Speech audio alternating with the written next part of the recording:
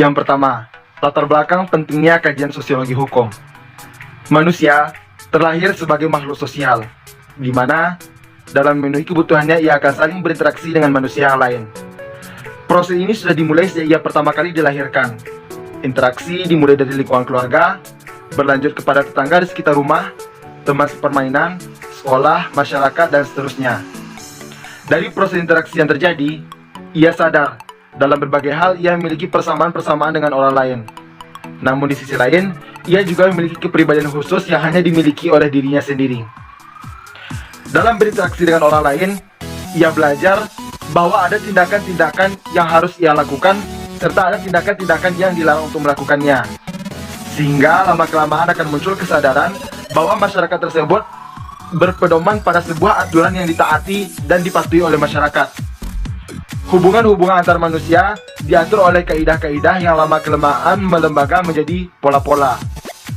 Hukum secara sosiologis merupakan sebuah lembaga kemasyarakatan yang mana di dalamnya terhimpun nilai, norma, dan kaidah yang berfungsi untuk mengatur manusia. Sebagai lembaga sosial, hukum hidup berdampingan dengan lembaga-lembaga lainnya yang saling mempengaruhi. Sebagai contoh, hukum di Indonesia tentang perdagangan terhimpun dalam Kitab Undang-Undang Hukum Dagang.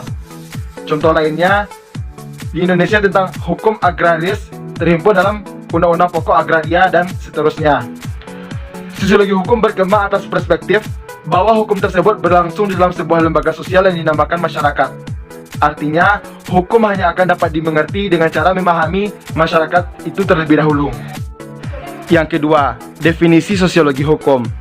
Sebelum kita membahas secara utuh apa yang dimaksud dengan sosiologi hukum, terlebih dahulu kita harus paham apa yang dimaksud dengan sosiologi. Sosiologi merupakan sebuah ilmu pengetahuan yang mulai berkembang pada abad ke-19. Ada berbagai hal yang melatar belakangi munculnya ilmu pengetahuan ini. Yang pertama, terjadinya kapitalisme pada akhir abad ke-15. Yang kedua, reformasi di Eropa. Yang ketiga, Renaissance dalam Klarung. Yang keempat, revolusi industri dan revolusi Prancis. Sosiologi berasal dari bahasa Latin yaitu sosios yang berarti teman, dan logos dalam bahasa Yunani yang berarti cerita. Bapak Auguste Comte, selaku bapak sosiologi, mendefinisikan bahwa sosiologi ini merupakan sebuah ilmu pengetahuan yang berbicara tentang masyarakat. Sebagai ilmu pengetahuan, sosiologi ini memiliki 4 sifat atau 4 ciri khusus. Yang pertama, bersifat empiris. Sosiologi didasarkan pada hasil observasi dan bukan bersifat spekulatif. Yang kedua, bersifat teoritis, yaitu berusaha menyusun abstraksi dari hasil observasi. Yang ketiga, bersifat kumulatif, yaitu teori-teori yang sudah ada dikembangkan, direvisi maupun diperbaiki. Yang keempat, non-etis. Artinya sosiologi tidak mempermasalahkan baik atau buruknya suatu peristiwa, melainkan apa yang melatar belakangi munculnya peristiwa tersebut, atau apa yang menjadi penyebab dari terjadinya suatu peristiwa. Yang kedua, hukum. Hukum adalah seperangkat aturan yang bersifat tertulis maupun tidak tertulis, bersifat memaksa dan mengikat, serta adanya sanksi bagi yang melanggarnya.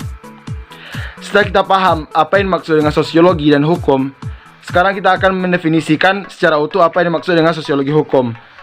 Sosiologi hukum mulai dikembangkan atau dikemukakan oleh Ancelotti pada tahun 1882. Menurut Surjanus Sukanto, sosiologi hukum adalah sebuah ilmu pengetahuan yang membahas secara analitis dan empiris hubungan timbal balik antara hukum dengan gejala-gejala sosial lainnya. Yang kedua, menurut Sacipto Raharjo, sosiologi hukum adalah pengetahuan hukum terhadap pola perilaku masyarakat dalam konteks sosialnya. Yang ketiga, menurut R.O.C. Salman, sosiologi hukum adalah ilmu pengetahuan yang mempelajari dan menganalisa hubungan timbal balik antara hukum dengan gejala-gejala sosial lainnya yang bersifat analitis empiris. Baiklah, saya akan melanjutkan pembacaan mengenai kegunaan sosiologi hukum. Kegunaan sosiologi hukum terbagi atas 3. Yang pertama, sosiologi hukum berguna untuk memberikan kemampuan-kemampuan bagi pemahaman terhadap hukum di dalam konteks sosial. Yang kedua, penguasaan konsep-konsep sosiologi hukum dapat memberikan kemampuan-kemampuan untuk mengadakan analisis terhadap efektivitas hukum dalam masyarakat, baik sebagai sarana pengendalian sosial, sarana untuk mengubah masyarakat, dan sarana untuk mengatur interaksi sosial agar mencapai keadaan-keadaan sosial tertentu.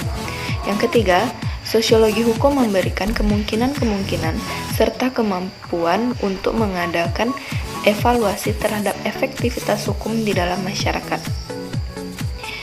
Dari penjelasan di atas dapat diuraikan rincian dari kegunaan sosiologi hukum yang terbagi atas 3.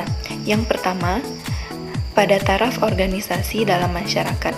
Pembagiannya yaitu yang A, sosiologi hukum dapat mengungkapkan ideologi dan falsafah yang mempengaruhi perencanaan, pembentukan, dan penegakan hukum. Yang B, dapat diidentifikasikannya unsur-unsur kebudayaan manakah yang mempengaruhi isi atau substansi hukum. Yang C, lembaga-lembaga manakah yang sangat berpengaruh di dalam pembentukan hukum dan penegakannya. Yang kedua, pada taraf golongan dalam masyarakat. Pembagiannya yang A, pengungkapan golongan-golongan manakah yang sangat menentukan di dalam pembentukan dan penerapan hukum.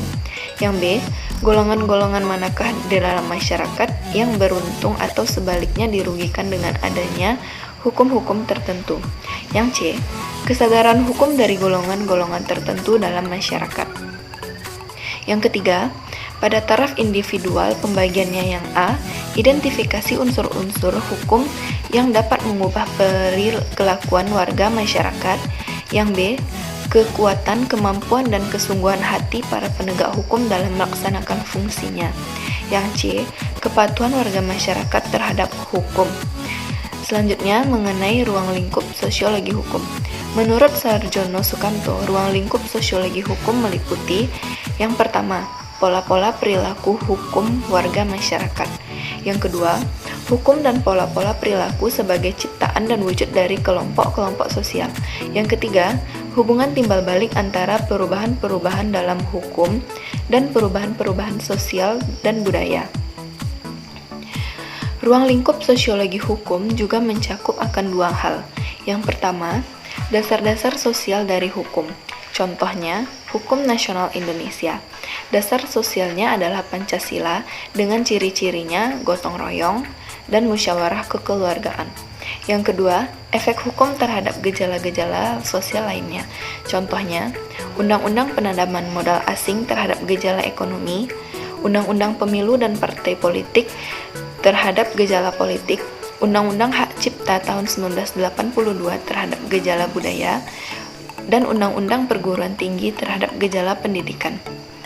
Selanjutnya, karakteristik kajian sosiologi hukum di dalam masyarakat dalam mewujudkannya yaitu yang pertama, sosiologi hukum berusaha untuk memberikan deskripsi terhadap praktik-praktik hukum.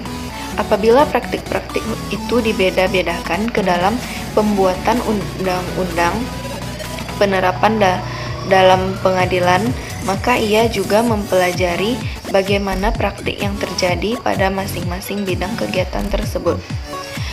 Yang kedua, sosiologi hukum bertujuan untuk menjelaskan mengapa suatu praktik-praktik hukum di dalam kehidupan sosial masyarakat itu terjadi.